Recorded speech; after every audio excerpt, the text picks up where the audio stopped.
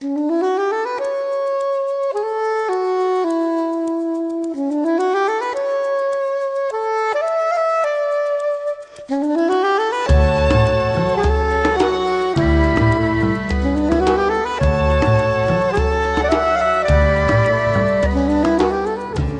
respiri attraversano il sonno, le nuvole entrano nella luna,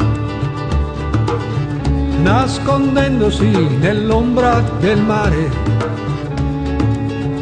nell'ombra del mare.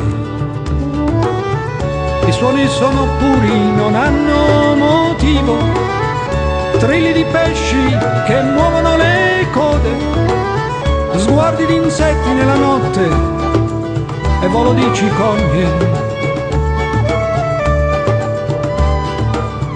Non voglio che i morbi ci guastino la terra quando verrà la notte. Non voglio saggiarla quando verrà la notte.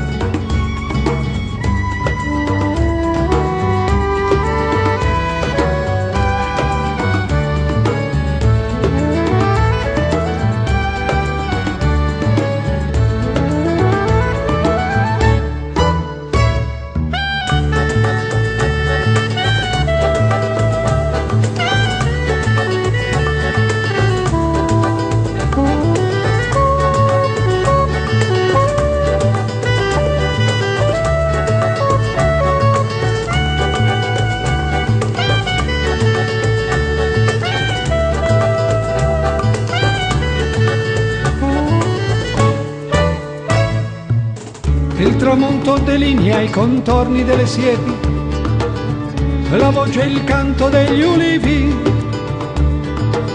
abbracciati da vento di colombi, le mani sono sguardi di bambini che bevono montagne. Il tramonto delinea i contorni delle siepi, la voce e il canto degli ulivi, abbracciati da vento di colombi, le mani sono sguardi di bambini che bevono montagne.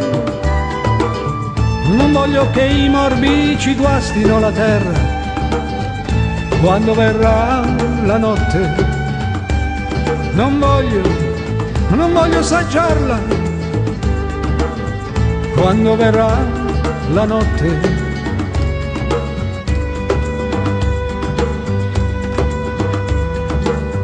È un respiro di mare, l'acqua che giace nascosta in un buco di sabbia.